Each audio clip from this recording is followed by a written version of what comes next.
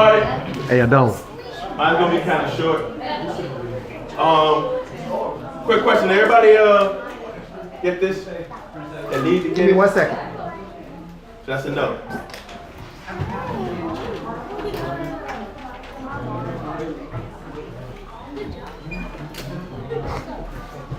Okay. Question, who was not here 2 Shabbats ago?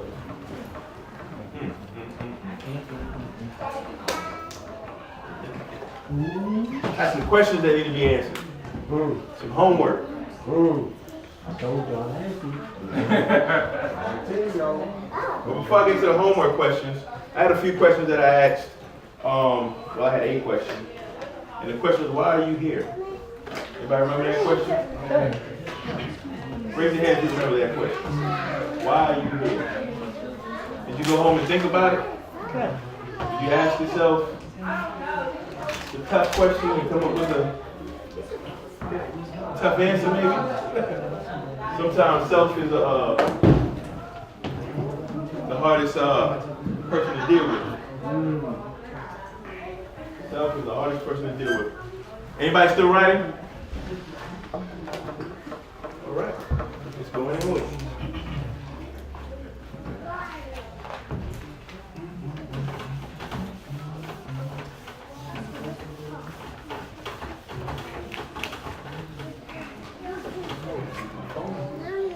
Everybody didn't do the homework, and everybody is more here than was last time. Let's write down the questions.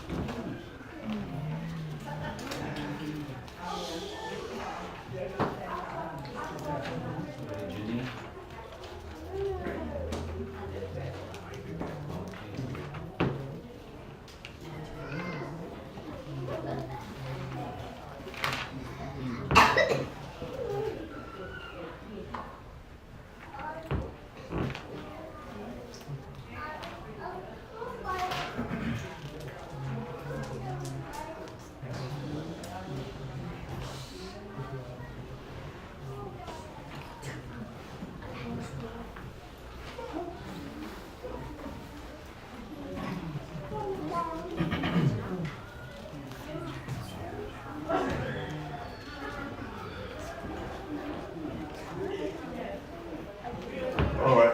1, 2, 3, 4. Polytheism, Henotheism, Monolatrism, and Monotheism. That was the homework. Okay. Go look it up. Oh, I'll try to take time. 1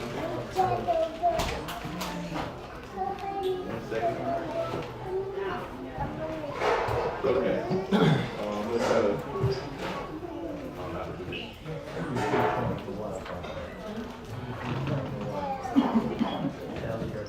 Okay. So for those of you who weren't here, get an opportunity to write this down.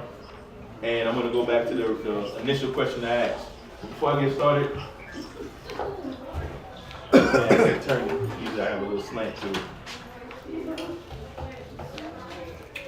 First and foremost, all praises to the Creator, the Holy One of Israel, the creators of the heavens, the earth, the seas, and all that there is, the things that are seen and the things that are unseen. Hallelujah. Hallelujah. That's right. So, the initial question I asked is, why are you here? And the reason why that's an important question, as I pointed out the last Shabbat that I attended, which was about 2 weeks ago. I was out of town this past Shabbat. I was in Florida. It set a foundation or a groundwork as a teacher to see where you're coming from. Because everybody look at each other. You know, you get to look at them more all the time. Look at each other.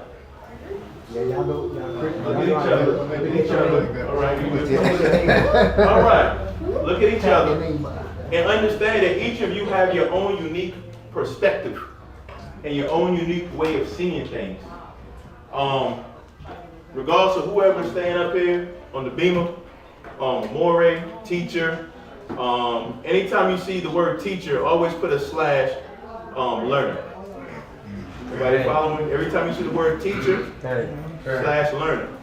Because as someone's teaching up here, they're actually learning from the feedback and the input that you give when you get opportunity to ask questions and so on, because you're sharing your perspective.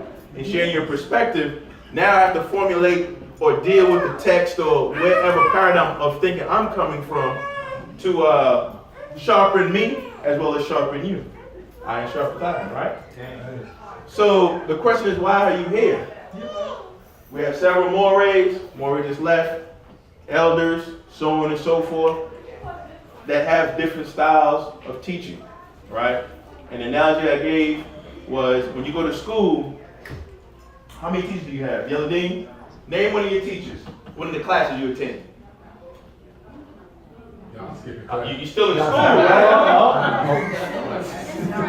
What does Miss Fresh teach? English. You have an English class, right? Anyone else? College student? What's one of your classes? Advanced computer concepts. Say it again. Advanced computer concepts. What she said. Advanced computer concepts. You have a class for that. Anyone else? Those of us who have been through school? Digital color theory. Digital color theory class. Yes. Right? You have a teacher for that. Anyone else? Marine biology. Anyone else? So I didn't go up. But that was you? PE. So, Lunch. everybody back in 15 minutes. Everybody be back in 15 minutes, right? Time to socialize, share ideas, fellowship, so on and so forth. So it's pretty much the same concept when you come here. You know? Out there we have a concept, and some traditional concepts are, we're all reading the same Torah, so we all have the exact same understanding. God looks exactly the way to me, or y'all looks exactly the way you see him. Is that a true statement? No. No. So, contrary to popular belief, when you come here, you're going to get different perspective on the same book. How does that benefit you, or how does that benefit me? That's a question. If you're open, you might learn something that alters your perspective or gives you a little bit more understanding of something that you may have already had an inkling towards. Okay. If you're in a cave and it's dark and you have one lantern and then someone else comes with a lantern, someone else, then you have a bigger field of view. I like that. It's for experiences for each other, and sometimes I may not have to learn from what you did, but you just telling me what it is, I can learn from that. So through experience. Experience. Okay. I say it's like learning different languages. So if a person has the ability to speak different languages, Chinese, whatever, and a person that speaks one language, you're gonna get more understanding from somebody who speaks more. So when it comes to different styles, you want to be diverse and hear from different angles. So when you travel or meet other people, you hear it from this person and this moray, that moray, so you can give a better answer. And getting questions asked at different times in your life, you're gonna get a different. Somebody gonna have a different understanding, but you have to be ready for it. Why? Because you have a diverse teacher. Okay. You gotta be spiritually bilingual. Right. Spiritually bilingual. You don't be stuck in a box, one frame of thinking. What's wrong with the box? What's wrong with the box? Yeah. Anyone want to help me out with a box? Shit, we can even say a wall, right? We can say a castle.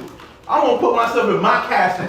Right. What would that castle do to you? It'll keep you secluded. Secluded. You don't know what's going on outside. And when you are in a box, it keeps you blinded by the other things that are around you. Therefore, will leave you in a state of, let's say, your senses wouldn't be able to truly Sensory flourish. deprivation. Okay. You won't be able to see it. Okay, that's one perspective. Everybody's like, yeah. Okay, did you have your hand up earlier? I did. But it's okay. It was a question of pride. Okay, I give.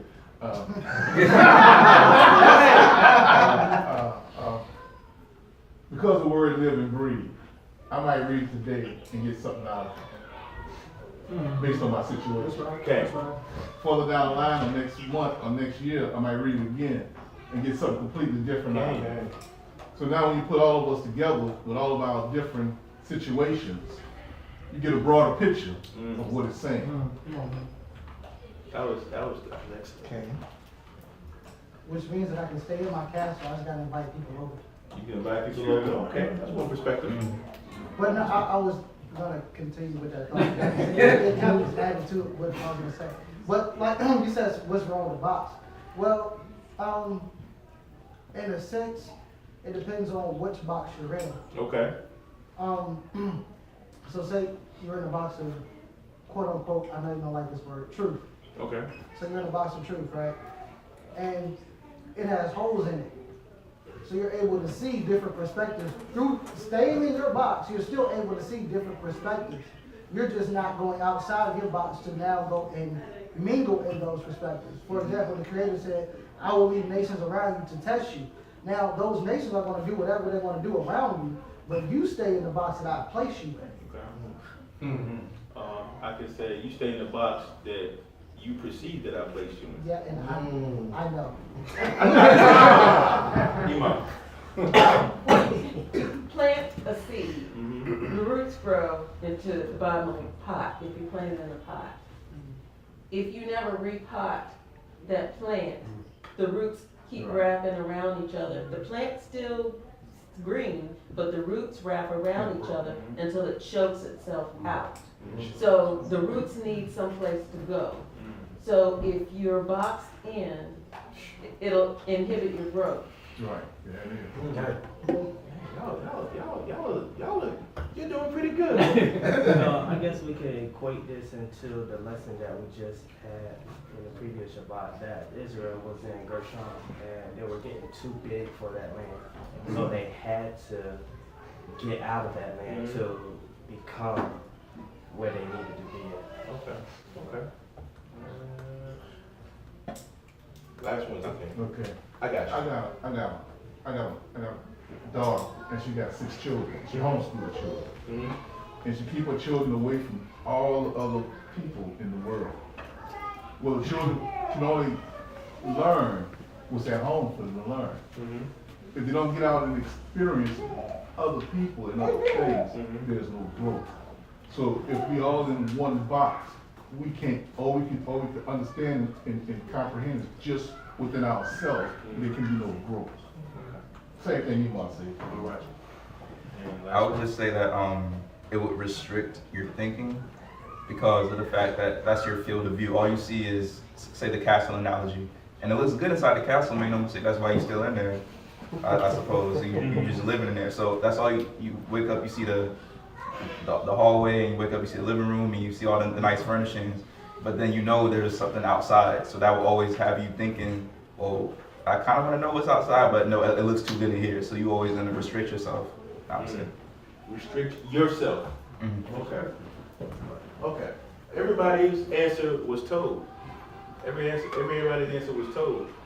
Because it's your answer. Okay. It's your answer. Okay. Right? The reason why I asked this question, again, going back to the analogy of the different classes, is that, you know, perspective, right? Perspective is a gift. Everybody, it's a gift. When a lot of times we get bent out of shape because we try to give, you know, we got other words for advice, what I would do, and so on and so forth. And we give it, you know, we may be a Zocane, we may be a young, everyone has a perspective, even the little ones. Everyone has a perspective based on where they're at, based on what they've experienced. I'm not talking about perspective just based on, well, someone told me X, Y, and Z. You may listen to that, but that's not experiential. And what happens is a gift because somebody is giving you the gift of an option or opportunity to look at things a different way. Now, it's a twofold gift. Y'all know that? It's twofold. The giver and the receiver. And sometimes what happens is the giver will give the gift and expect you to use the gift how they want you to use it. You understand what I'm saying? And that sometimes could be low-tone. So what I'm segueing into, I ask these questions because sometimes there's these, what's the word I'm looking for? Skewed perspectives on what is and what isn't.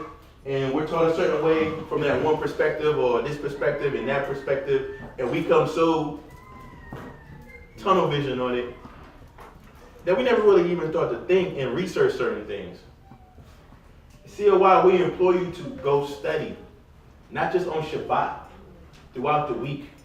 You know, every one of us that teach has a different way of doing it. And I can only speak for myself. I come from a perspective, I'm trying to get you to think. Not to say no other board is trying to get you to think. I'm saying I'm trying to get you to think as far as today. What was the big one? Big one today. Free will. Pharaoh, free will. What is free will? What is free will? That's a question. No one needs to answer it. But does anyone ask that question? What is free will, to where I can say, well, we all have free will, but then at the same time we can say, well, the Most High could affect your free will. As far as He'll go in and manipulate the free will. Think about that. Just take a second to think about that. Now, in all the answers I heard, I was like, man, those are some deep paradoxes. Paradoxes. The Most High does what He wants. Okay? But I have free will. Then that gets into all types of other conversations, predestination. You know, I think Baruch and myself, we asked a question when it said, if you had kept my commandments and did exactly what I told you to do, I'm paraphrasing, to King Shaul, the kingdom would have been what? It would have been the Benjamites. Forever. Forever. That's what it said, that the Most High said. I'll establish your throne forever. So was it always a prophecy of Dawid? And at the same time, the Most High said, well, it could have been, it was Shaul, if you just listen. Obedience is better than sacrifice. Come on, man. So, it all is, the eyes of the beholder is very interesting. So, from the paradigm, I do a lot of historical. Can I say something? Go ahead, Adon. I just need to say this. Is that Say it. you have to be careful about thinking we can corner the Creator and go up. It's this way. The Creator said, no. He said, my thoughts are not your thoughts, nor my ways your ways. So I'm saying, for as the heavens is high above the earth, so are my thoughts high above your thoughts. So when you think you got it, he goes, no, that's not what I was going to do. That's why it came. This past year with the storm that was like about to hit VA, and then the spirit went hit Wilmington. You know what I'm saying? So stop thinking that you can corner the Creator. That is dangerous for you. Stop putting words in His mouth and say, well, He didn't say that. It may have happened. We're reading a story after it has happened. So that means that the Most High is creating as He goes along. I said the Most High responds. He's responsive. That's what responsible is. You see what I'm saying? So He let you drive that truck for a little bit. So He just do what I told you to do. You know, but when you do something, He responds. So that was a perfect example. I mean, it's a lot of deep conversations that you can have concerning this Tanakh. Don't ever think you got it in the bag. Right. Well, you have fooled yourself. Now, that is idolatry. Because now you're putting yourself in the place of the Creator saying, I got it. And the Creator said, no, you don't. You don't got me. You know, so we got to stop trying to corner the Creator and go, it's this way. Well, it might have been that way right then. But based on how y'all responded, He said, you know what? Since you did that, I'm going to do this. Now what? You know, it's just a thought. Karma, action. Everything is based on action. What happens to you is what you do. You understand what I'm saying? You reap what you sow. You've heard it before. I don't need to repeat it. The creator is in that force of what we call action. There was something you said, but it slipped my mind. So I remember. Let's get into the paradigm of one perspective of looking at scriptures, right? You have, ancient texts. You have archaeological digs. You have contemporary cultures that existed around the time. And when you get into these areas of learning, it changes your perspective of how you see the scriptures. Oh, it can. I'm not gonna say it should, but maybe it should. And then it changes how you look at these certain boxes. Theological, theos, the study of God. Cultural, what is cultural? And what are you basing it on? I can tell you right now, we're all making up what we see as culture. We're piecing together things of the past, and we're trying to make it manifest in the present. So the reality for us is more real for us now than it was back then, because the people back then was actually living it. What we've done, we've put a puzzle together. You understand? When we read these scriptures, as the Dome said, well, he didn't say it in these words, but you're actually reading what's already happened. As it was, in the land of Kiriath Arba, as it was in that day, as it is today. Who's saying that? Are you reading it from that perspective? As it is to this day. When is this day? Is it the day of Moshe? But the whole scripture is attributed to Moshe, as far as the Torah. So you have to delve into this a little bit. You don't have to do anything. Let me restate that. We talk about doing the right thing, and for some of those that believe in a place that you go when you do bad things and a place you go when you do positive things, if it's that serious, do your due diligence and study. Study as many aspects of the Torah as you can to not. Let me move to the point. Who can tell me what polytheism is?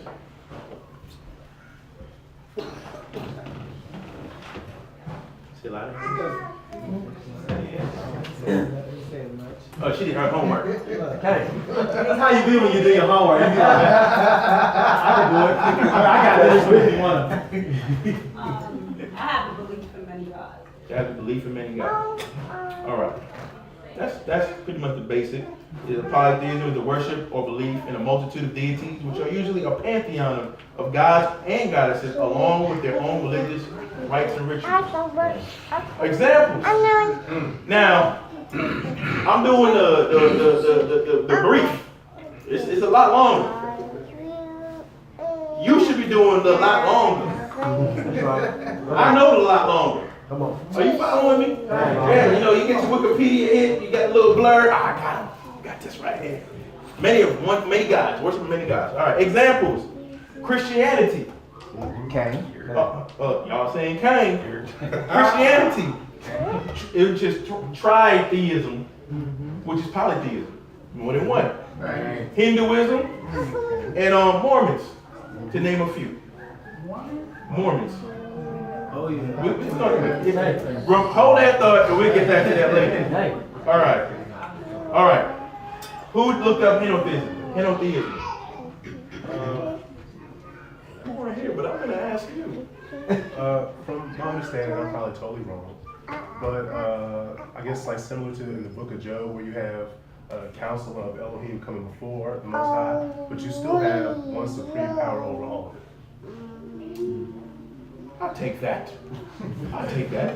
Go ahead, Rip. When you worship one God, but you don't deny the existence or the possible existence of other Elohims. Okay. Henotheism is the worship of a single God while not denying the existence or possible existence of other deities. Example, Zoroastrianism, which is one supreme deity over dualism, good and evil. The deity in Zoroastrianism is the sole control of chaos and order. And I'm not going to go into that. Look it up for yourself. All right? And this all plays into your culture, believe it or not. Hinduism. Hindu again. Supreme gods / goddesses, plural manifestations of the same concept of deity or divine. Everybody got that? Also, almost forgot, Hellenistic religion. Above all, the one. Canaanite religion. And early Judaism, so to speak. 8th and 7th century BC, henotheistic Judaism, or they would say Israelite culture or Yahweh cult, evolved later on into Hellenistic Judaism and Second Temple Judaism. And these are just the contemporary words for our forebears. Everybody following? So it's a evolution based on archaeology and I want to say contemporaneous sources. And we can discuss that, afterwards. Also, the Church of Jesus Christ and Latter-day Saints, they deal with one God out of the many exist. Same concept. Who can tell me what monolatrism is? We're talking about Mormons, right? Mm-hmm.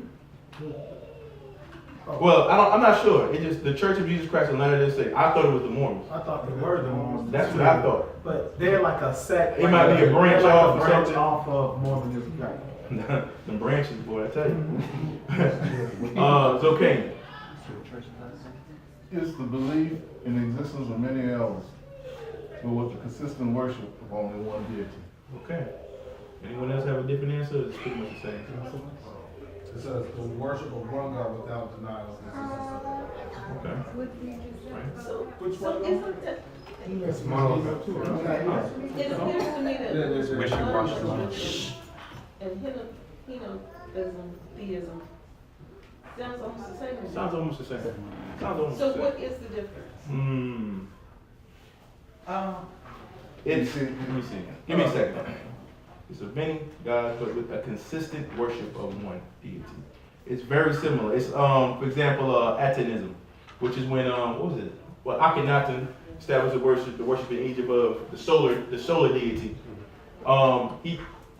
The difference with him, he said this is the only God you're going to worship. But in Egypt, they still had people that worship other gods. So he instituted it to where they had to worship that one God. Which would have then been Henotheism. It's monolatry. Okay. The thing is, it falls into that as well. Right. I'm showing you something here. You kind of giving it away. I'm showing y'all something here. It's a good question. Right. But it's showing you something. That's what I'm saying. Think about what you're hearing and how you're dividing it up in your mind. I'm going to have a question about that, right? You have your hand up, sis? Oh, we can go first. In Hebrew culture, we will understand Elohim not just to be, You said we. Who's the we? well, according to scriptures, Elohim could also would have been, like they said, Moses was Elohim. They would say a master, or Okay. they say the Malak is the angels.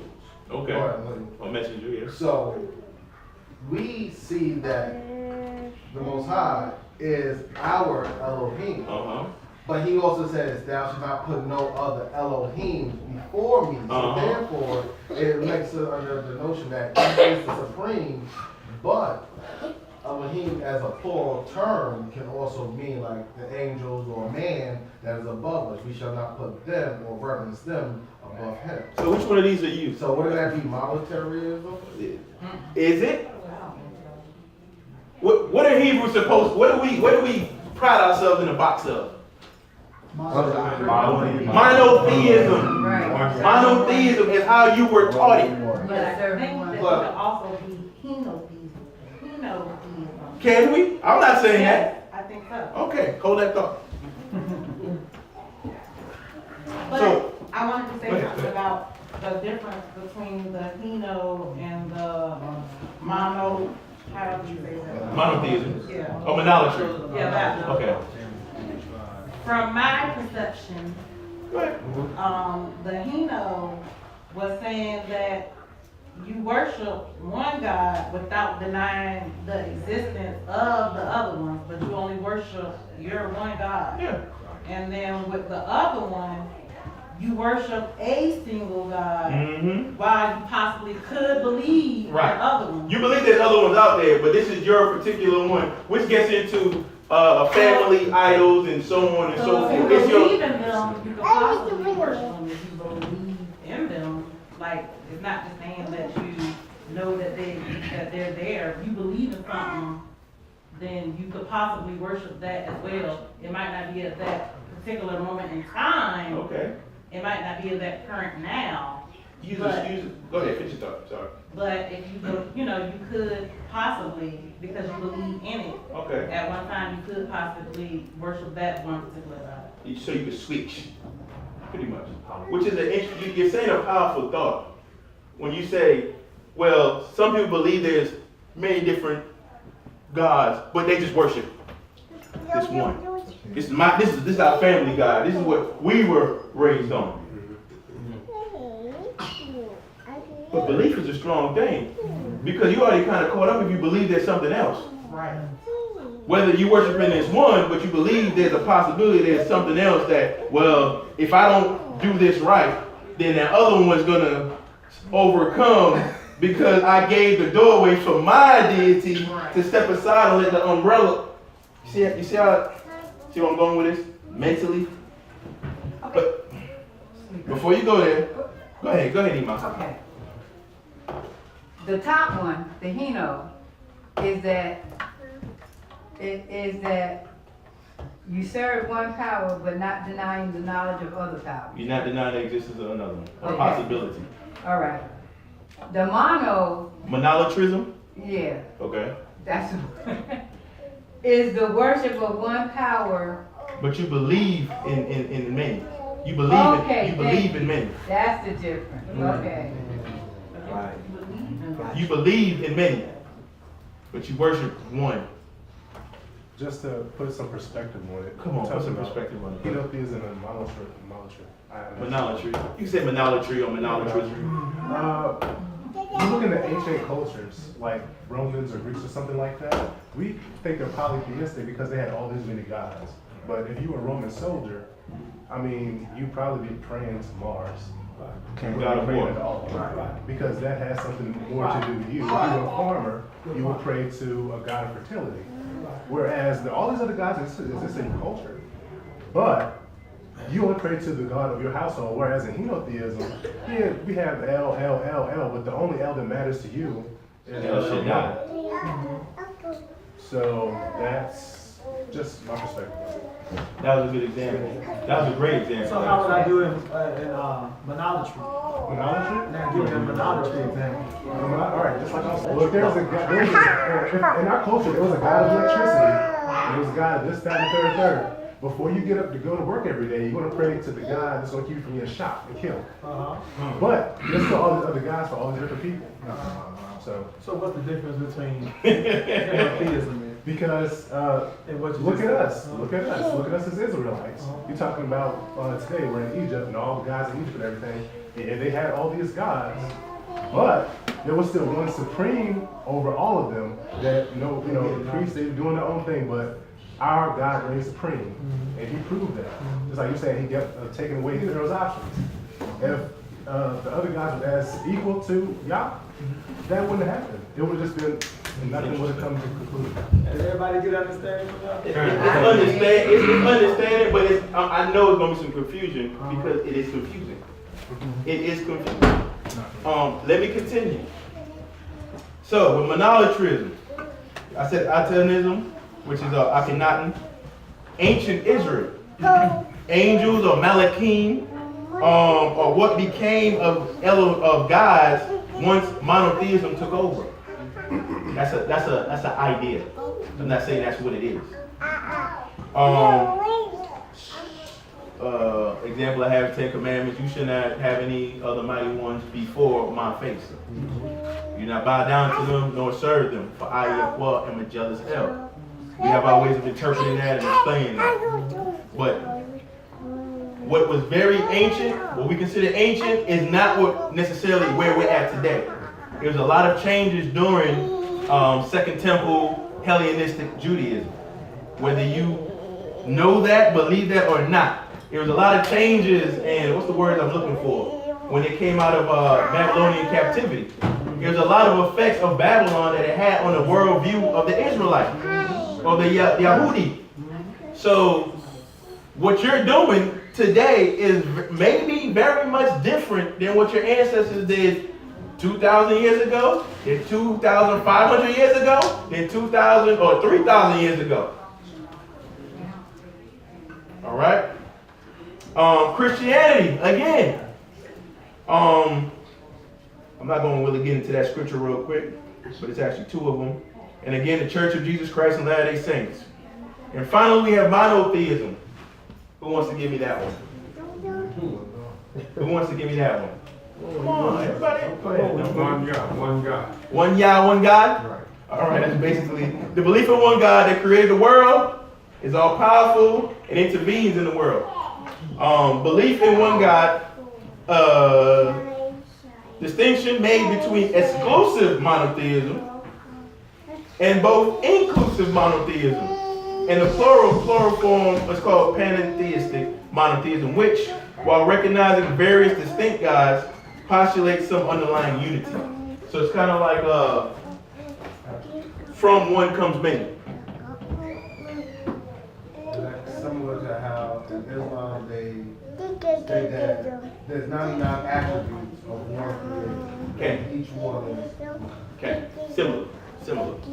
And of course that goes into Judaism, Christianity, Islam, Sabianism, the Baha'i, Atenism, again. You have certain Chinese cultures, indigenous African religions. We talk about the Akan and Igbo and certain other tribes. Indo-European religions, Proto-Indo-European religions, Indo-Iranian religions, Hinduism, Sikhism, Zoroastrianism, ancient Greek religion, classical Greek, and Hellenism. What do you all see with these? Where is the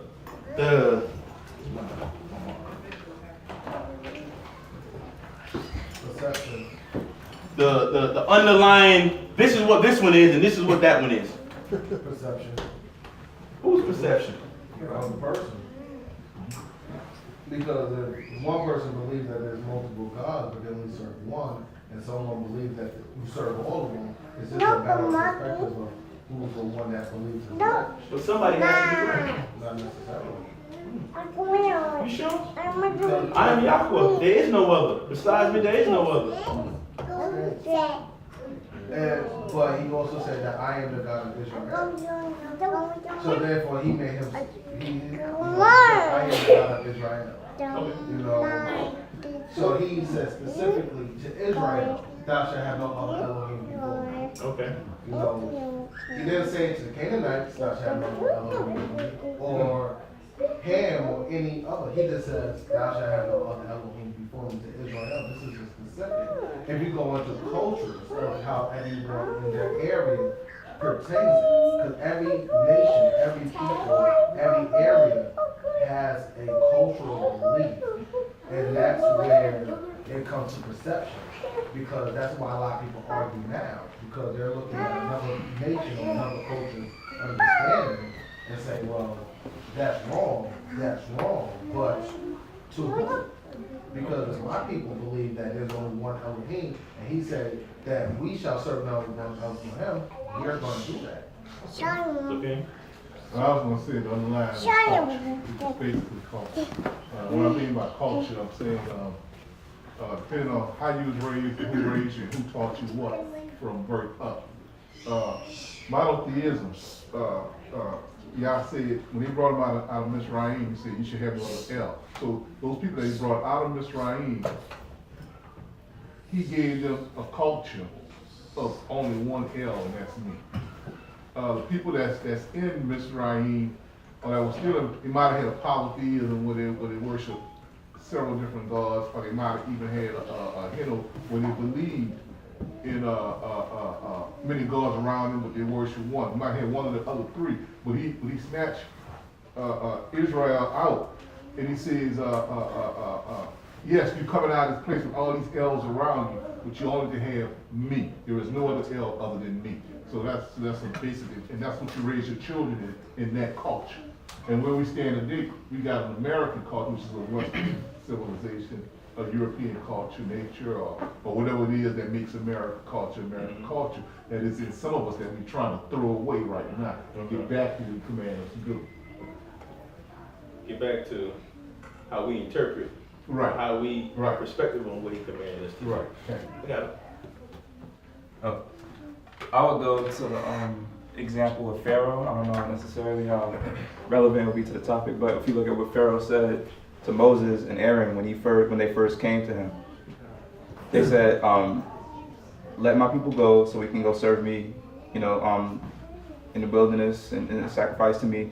Oh, you have enough time to request time off, but that must mean that you're idle. That must mean you're not doing nothing. So I'm gonna give you some more work."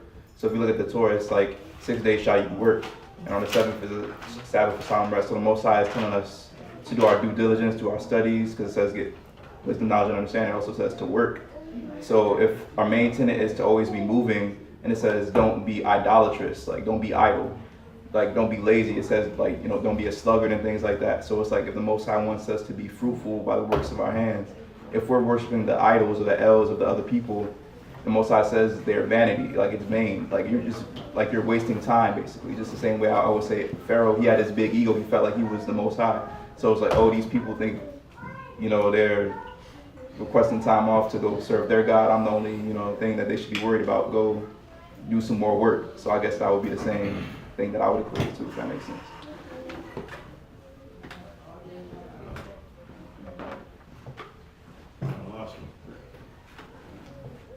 Just basically like if everyone else has their own like idol, they have their own deity, they have their own like wooden carving statue, or they have their own thing that they do, the Most High is saying that that's vanity. So if it's vain, like it's idolatrous in the fact that you're being idle, it's like it's not going to get you anywhere. Is I guess my point. It's not like you're barking up the wrong tree. Like you need to be barking up the tree of worship me. I'm found in living waters. El Shaddai, all that good stuff. Come to the source of it all. I'm not tangible. So in the fact that I'm not tangible, you come here on the Shabbat, you worship me and yada yada yada, and that's because you can say karma or the law of attraction on the universe, whatever. Like that's what's going to give you your sustenance, not following or bowing down to a statue. You see what I'm saying? According to I understand. Okay.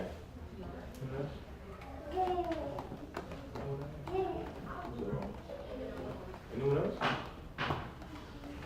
Talking about based on the question that you asked, what's the underlying theme? Yeah. What's the underlying?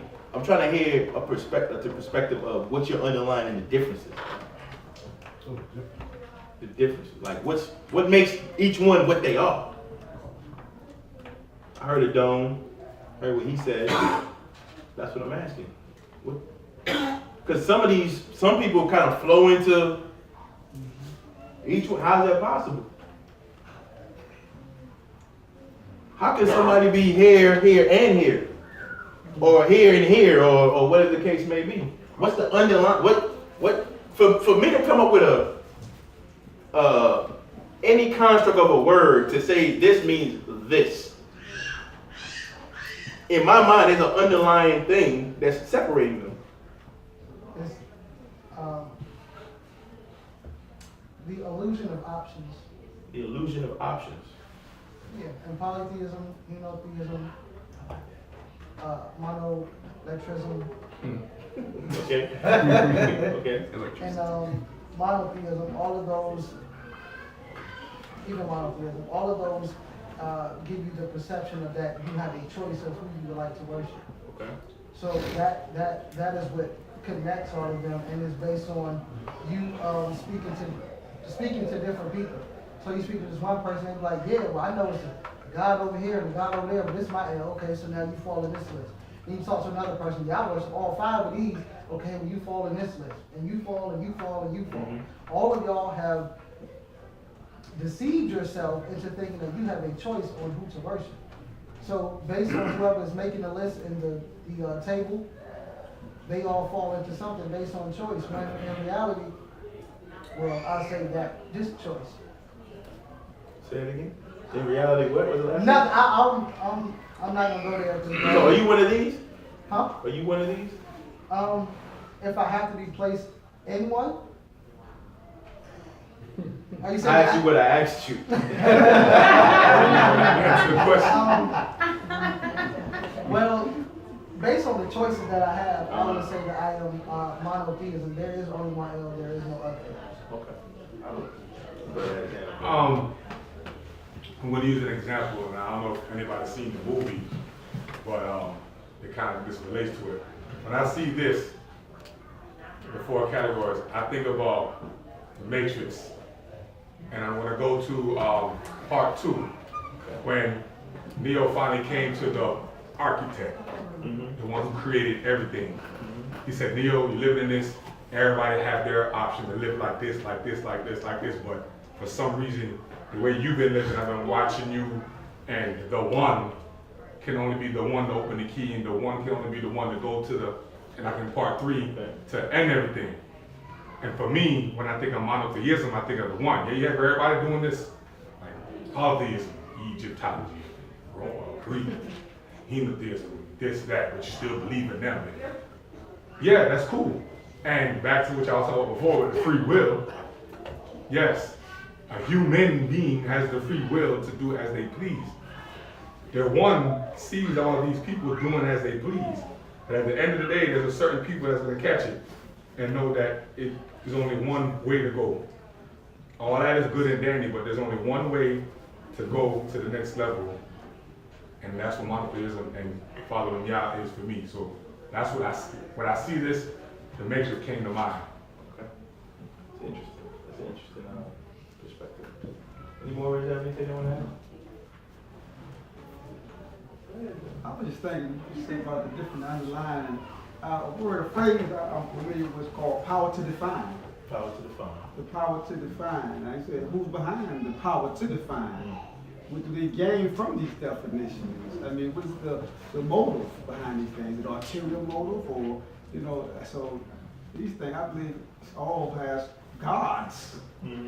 It's their combined thing, but what's the underlying message from all of it? Is it confusion? Is it deception? I mean, because it said options. My brother said options a minute ago. You know, I want y'all to really go look into these things. All right. And I give you one tell. All of them will say there's only one. All of them. Poly, Heno, Mono. They will say, in Poly, when you get into like certain cultures, and they, you know, have all the different pantheons or whatever. There's the head, like let's say Zeus. He has his children and so on and so forth. And then there's something that exists outside of that set it all up, that put all these things into however they look at it, manifestation or whatever the case may be. Say it again? The intellect. The intellect behind it all. The supreme intellect, right?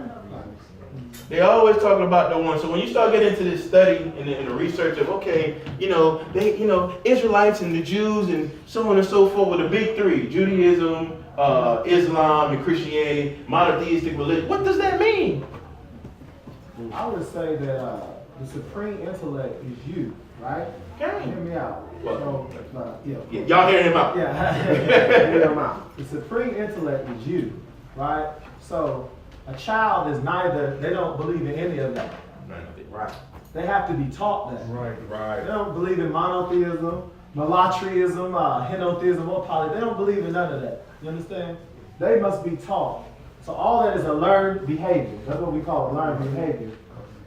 Somebody created that. That brother said the power to define, right? So key terms you hear: supreme intellect, power to define. Somebody created that, and they put that into a bracket, which means that whoever created that, they now are the supreme intellect. Because they gave names to stuff, right? Adam, name all the animals. Why? Because you will rule and have dominion of the whole earth. So he's the supreme intellect of the earth, right? So whoever gives the names, those are the supreme intellects which gives them the power to define. Right? So actuality is that none of it exists to you. Because you are the supreme intellect. Or the supreme intellect, to be better said, resides within you. Hence, image and likeness. Not in the heavens above for you to go up and get it. Right. It's not on the ocean for you to go down and bring it out to us. Not over the other lands. Where is it? It's near and dear to you. So if it's made up, right, that means it's what? I've been using this word for a while. You get to the I, ends with an N. It's an illusion. Adam and Eve, Adam and Hawa. He named whatever he named, that's what it was. Who was there to tell him different? He defined it, so he had power over the name. What is the fruit? What does the fruit represent? He was in a state of a heightened state and fell into a state of illusion.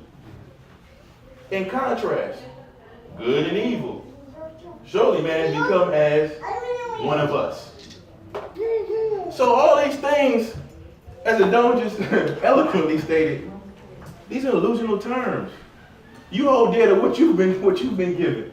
Because to add to, what is a child? What term that is usually attached to a child?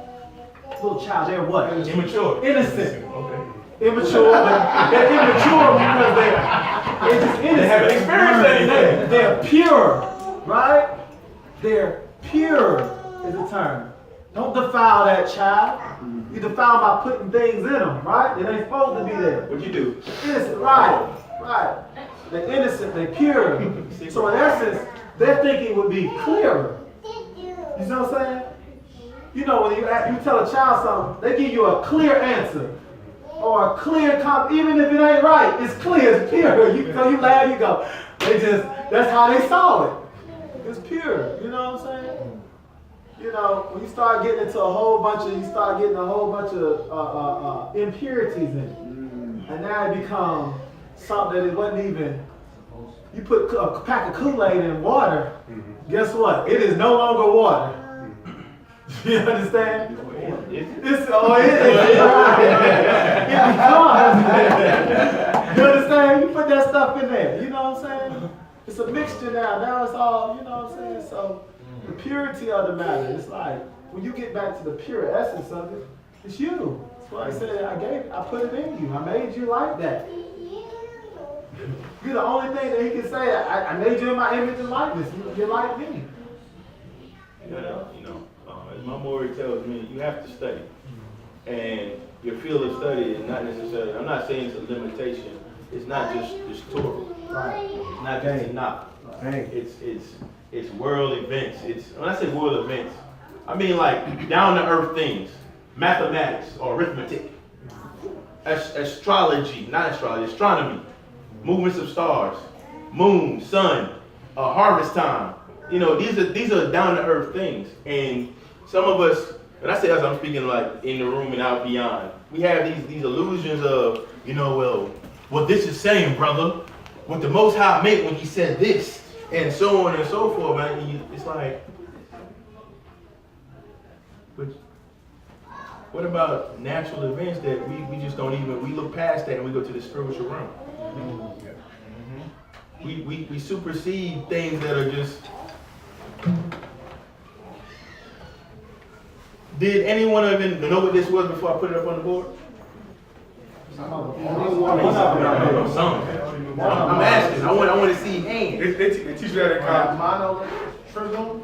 I did not know. Didn't know about it. I know about it. And I'm sure that there's some more pantheism, which falls on a certain, they get in brackets or whatever. But the point of this exercise was to get you to go out and actually look at some things and then ask questions.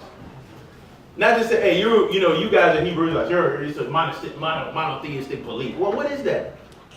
And who defined it, and how does the definitions fit inside the Torah? Is God outside, or Yah the outside force that created everything in the physical? Is Yah a force? And whatever answer you give, guess what? That's your answer, but it's not right. But it's not wrong. Does that make sense? Baruch can have a perspective. He'll teach on the Torah. Boom, boom, boom, boom. It's right. But it's not all the way right. Why do I say that? Because we only know in part. The Most High gives each person a certain wisdom and understanding to give a message. And we talked about it earlier. So you get something when you leave here that's practical for your everyday life. You understand? Words don't teach. I can go back and, Dawid, he was righteous, because the scripture said he was righteous. As the Jews would do, no, he slept with Bathsheba. No, her and her husband didn't consummate yet. Why are you trying to take away what happened? To make him something, try to make the story, manipulate the story, like our foreparents didn't do anything that perceived negatively. I'm learning from that negativity. You understand what I'm saying? Question in mind. Every time you come to Shabbat, you should have something to write with and a piece of paper, something to write on. Everybody follow? I'm not, what's that? I'm not putting out an edict. I'm just saying you should. You should have questions. Like I can tell when I look and I see, oh yeah, she got a question. Or he's like, oh, he's got a question. Not like, oh man, don't ask me that. No. Because if I don't know, guess what? I'm going to go try to get an answer for you. And if I don't have the answer, I say, well, I don't know. Maybe I could go to my brother Baruch. My elder Nehemiah. I tell you. Zokaim, Ema. That's how it is. The Torah is living. It's living, meaning 20 years from now, it may not be looking the same way it's looking today. But it won't. It won't. You know why? Who can tell me why? The situation. Say what? Situation. I would say different people. Different people. Different technology, different technology. All that stuff. One thing you read, you should know and hold on to when you read Torah, always remember time and place. Time and place. And the need and situation, just like you said, circumstances. And in that time, place, and disposition, it'll dictate what's going to be happening and what will happen and so on and so forth. It's the same thing now. It's not exactly the same way it was in 1940 in the United States of America. But it's still similar. It's similarities, but it's different. But it's the same, but it's different. You follow what I'm saying? So you got to stay outside this building. I know I said that already, but I'm trying to just kind of repeat it.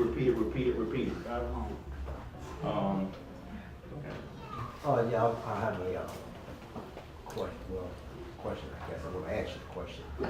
Since you brought up the box scenario, the teaching that you just gave, is it to ask us not to put yourself in a box, or label yourself as something that it may not be? Oh, it's not. I'm not asking for everything. Okay, you're just teaching. You surmise what you got from it. You understand what I'm saying? You surmise what you got from it. Somebody might leave here and say, man, I don't understand. What is he talking about? What's that in common for me and y'all? Right. Well, how does that me and my y'all, what does that got to do with anything? And I would say, it wasn't for you. It wasn't for you. At the time. You understand what I'm saying? A lot of people get over focused on, how many brothers and sisters you think got something from that and so on and so forth. I've asked a question before, you think anybody really got anything? It's like, oh, that might have been, and that was kind of like, I don't know, it was good, but, you can dumb it down a little bit or whatever the kid, not saying anybody's dumb, just, and at the end of the day, what the truth is that who's ever supposed to get something will get something. And that's for any teacher that stands up here. You following me? If you want to stay in the box, stay in the box. If you want to step outside the box, step outside the box. Because at the end of the day, you create your own reality. That's right. I can say whatever I want up here, and if you see it a certain way, you're going to keep seeing it that certain way. Yeah. You know. I can say this. I know for sure. And probably a lot of people can agree with what I say, but when I hear your teaching, especially when you used to do the examples of other cultures, like I remember times stuck out. You look at the Japanese culture, and you will bring up certain things they would do that resemble Israelite culture, right? So now what it does for me, if I'm watching a movie, if I look at a whole bunch of other cultures now and try to see a resemblance of where did they get that from? Why is it that looks just like ours? Or why is it this and like this? Or why did they say hi-ya? Right. You know what I'm saying? All the other words they're gonna say, they can say hi, or they say hi-ya. So I'm like, Kia. So I'm like, So what it does, yes, before, of course, when I came in, if they don't look like Israelites, I don't care. I don't care what it looks like. That's not us. But then you hear your teaching like, oh, let me go look at this. Why do they say hi? What is that? And then it causes you to understand, okay, when you live in a box, you're not gonna care about that. Because there's a lot of Israelites today that only see one way, and if you dare take them out, rebuke you and all that stuff. You know what I'm saying? So keep doing what you're doing. What I'm saying is, yes, you're supposed to think and have 100 questions after Shabbat to bring them back to the next Shabbat. That means you're actually digging and you want to learn more, because something like me, if I think of something, it's just gonna be brewing me all week. Like, man, if I see him, I'm gonna come to him and say, remember at this time, at this hour, you said this and that, the third. Okay, what book did you read to get that? And where can I get that? And what other books can help me understand it? Because obviously, I've been looking at it at one angle the whole way. You see what I'm saying? So I applaud you in making or causing certain individuals to think, because Yah is way bigger than a box. We all praise to the Creator. All praise to the Most High. You brought up a good point, and I'm pretty much wrapping it up.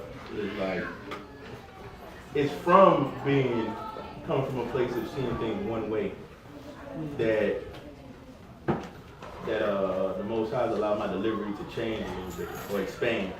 Because when you're one way, you'll miss a brotherly person that may look different than you. But he's doing everything that you're reading about. You see what I'm saying? Because you're focused on the looks, you're missing the actions. You know, kind of like, like if you go to Japan, you go to Africa, if you go to South America, Central America, Europe, so on and so forth. I use something as even, taboo for Israelites, a Jew.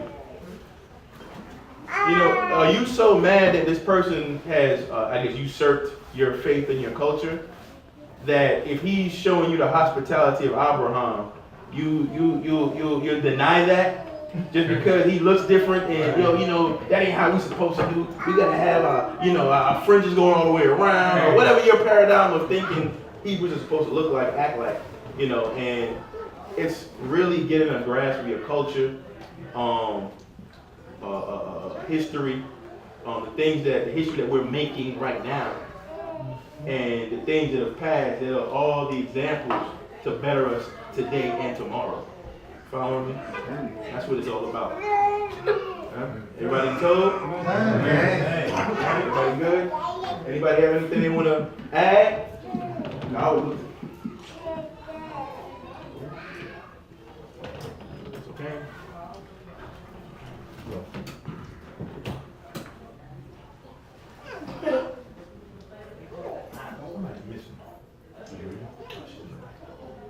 All right. Well, thank you for your attentiveness.